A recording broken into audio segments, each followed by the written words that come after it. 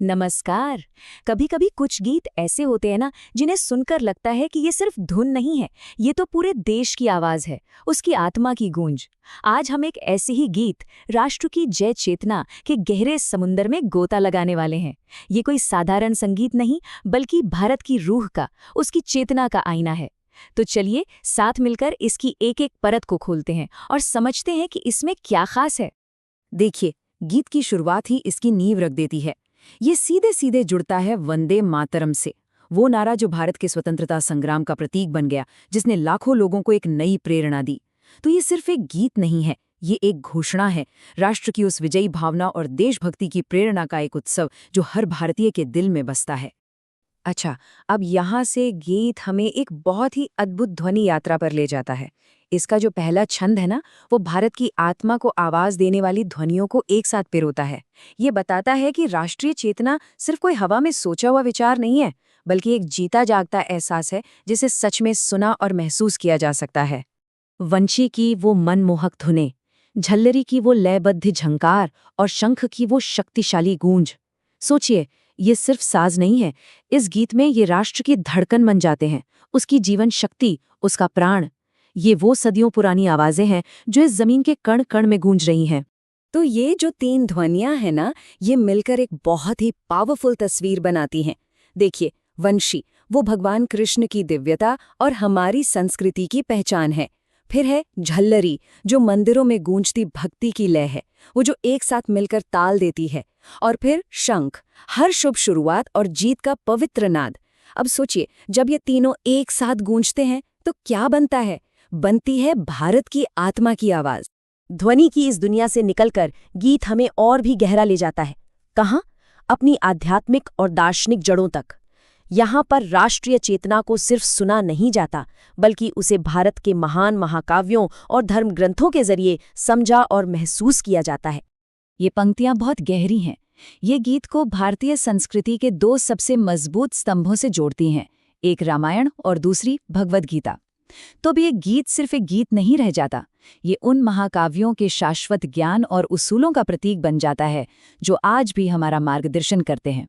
राम के वनवास को काव्य क्यों कहा गया है? एक महाकाव्य, क्योंकि ये सिर्फ एक घटना नहीं है, ये कर्तव्य, धर्म और सम्मान के लिए किए गए सबसे बड़े बलिदान की एक कहानी है।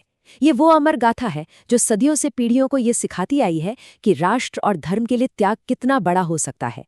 और भगवद गीता, उसे संगीत क्यों कहा गया है? क्योंकि उसका ज्ञान समय से परे है, बिल्कुल एक सुंदर धुन की तरह। उसका दिव्य मार्गदर्शन और धर्म पर दिए गए उपदेश हर युग में गूंजते हैं, एक ऐसा सामंजस्य, एक ऐसा प्रवाह बनाते हैं जो आत्मा को रास्ता दिखाता है। तो ध्वनि और दर्शन से होते हुए गीत अब हमें ऐतिहासिक वीरता और बलिदान की पवित्र धरती पर ले आता है। ये हमें याद दिलाता है कि भारत की चेतना वीरों के अदम्य साहस और उनके निस्वार्थ बलिदान की नींव पर बनी है। इन शब्दों की ताकत को महसूस कीजिए। हल्दी घाटी का वो अदम्य प्रतिरोध, जौहर की वो सम्मान की आग और वीरों की गूंजती हुई हुंकार। हर एक तस्वीर हमें उन अनगिनत बलिदानों की याद दिलाती है जो इस राष्ट्र की रक्षा के लिए दिए गए। और जब गीत में हल्दी घाटी का नाम आता है ना, तो ये सिर्फ एक लड़ाई का जिक्र नहीं है, बिल्कुल नहीं। ये उस अदम्य भावना का आह्वान है, वो जज्बा जो भारतीय वीरता की पहचान है। मतलब कितनी भी बड़ी मुश्किलें क्यों ना आ जाए, हार नहीं माननी है। ये शब्द हमें सीधे उसी अदम्य साहस से जोड़ देते हैं। ये गीत बलिदान की गहराई को कितनी खूबसूरती से दिखाता है। जौहर की दिव्य ज्वाला का मतलब है सम्मान और गरिमा की रक्षा के लिए किया गया वो अंतिम, दिल दहला देने वाला त्याग। और वहीं वीरों के बलिदान की हुंकार एक अमर पुकार बन जाती है, एक ऐसी गूंजती हुई गर्जना जो हमें हमेशा राष्ट्र की रक्षा के लिए प्रेरित करती है। और अब गीत अपने चरम पर पहुंचता है। ये व्यक्तिगत कहानियों और ऐतिहासिक घटनाओं से आगे बढ़कर एक शक्तिशाली सामूहिक आह्वान बन जाता है, राष्ट्र की चेतना के भविष्य के लिए एक एकजुट विजन। यहाँ एक बहुत बड़ा बदलाव है। अब ये गीत सिर्फ कुछ प्रतीकों के बारे में नहीं है, अब ये हर एक इंसान की आवाज बन जाता है, जन जन की आवाज। ये एक सामूहिक गर्जना है, एकता में इतनी शक्तिशाली कि इसे सुन के दुश्मनों के दिल कांप उठें।